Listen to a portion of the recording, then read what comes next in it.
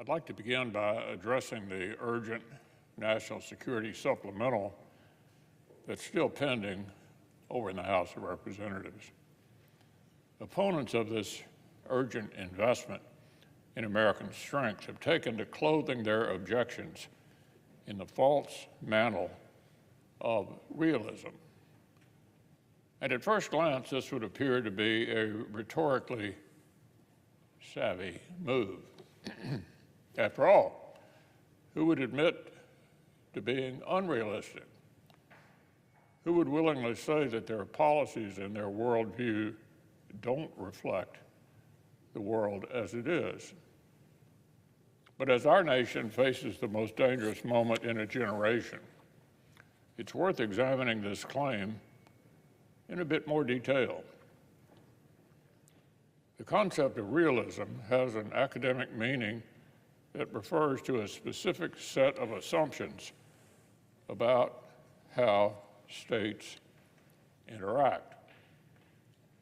The realist school of thought, at its core, contends that states act alone in a perpetual competition, constantly assessing the balance of power with their adversaries and seeking to maximize their own security and relative influence.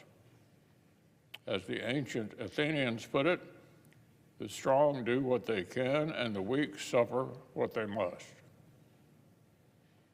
In a sense, as some of the most vocal opponents of the supplemental like to point out, realists don't have time for morality tales or sappy appeals to universal values.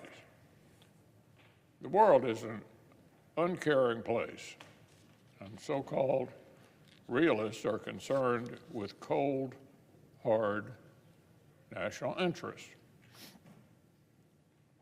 Well, as luck would have it, so am I. None of the tenets of academic realism actually preclude our colleagues from vigorously supporting the supplemental. Quite the opposite. Consider the investments we're talking about making. Rebuilding American hard power and growing our domestic industrial capacity to sustain it. In the process, helping to decimate the hard power of a major adversary at almost no risk to U.S. forces, deterring further challenges to a balance of power favorable to American interests, preserving and expanding our relative influence with other states, helping our friends, hurting our enemies, and successfully rallying these friends and allies to share the burden of balancing against competitors who seek to undermine the United States and the West.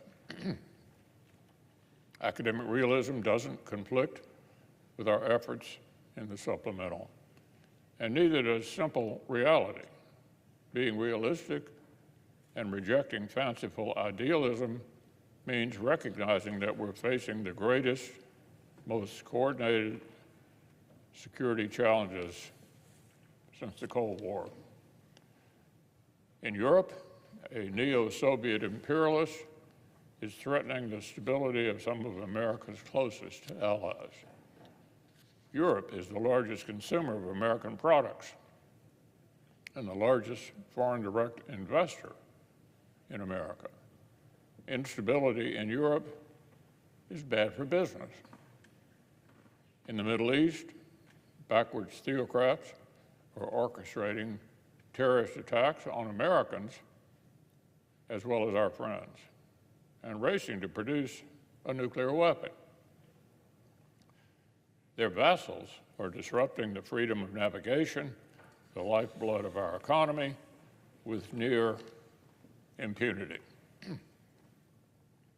And in the Pacific, the People's Republic of China is pulling every lever to undermine America's power and dominate its hemisphere and beyond.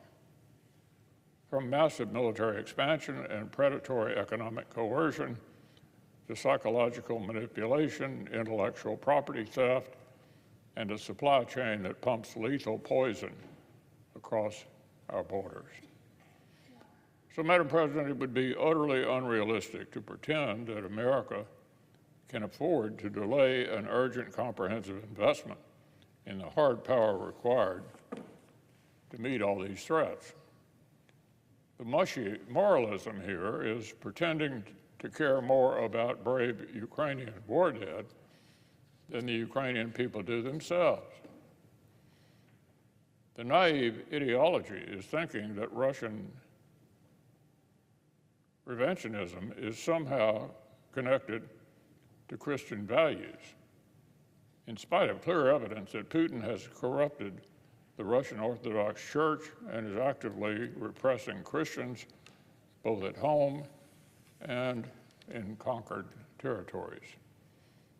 The plain fantasy is saying that the challenges we face abroad will wait patiently while we tend to our own domestic affairs. Here's the diplomatic reality. Putin has said publicly there's no sense negotiating with an opponent who's running out of ammunition.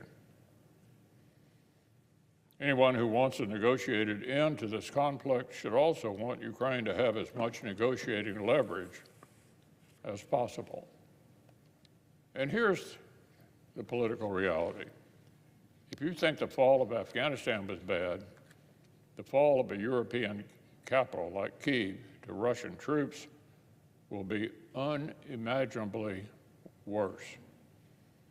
And if stalled American assistance makes that outcome possible, there's no question where the blame will land on us. Neglecting threats doesn't make them go away. It just guarantees unpreparedness when they strike. I'm reminded of the late Republican from Michigan, Arthur Vandenberg, a staunch anti-interventionist in the years leading up to the Second World War. As Senator Vandenberg wrote in his diary after the attack on Pearl Harbor, quote, "That day ended isolationism for any realist." Needless to say, it shouldn't take an attack on the homeland for American leaders to uphold their responsibilities and provide for the common defense. The clear and present danger is just that. It is clear, it is present, and it will grow if we do not act. For those of us who see the world clearly, this isn't a question of realism versus idealism. Right now, what America should do also happens to what we can do. We can grow a defense industrial base capable of sustaining both U.S. forces and our allies and partners. We can help degrade one adversary while strengthening deterrence against others. We can start investing seriously in rebuilding the hard power that a secure and prosperous nation requires. Not only can we must.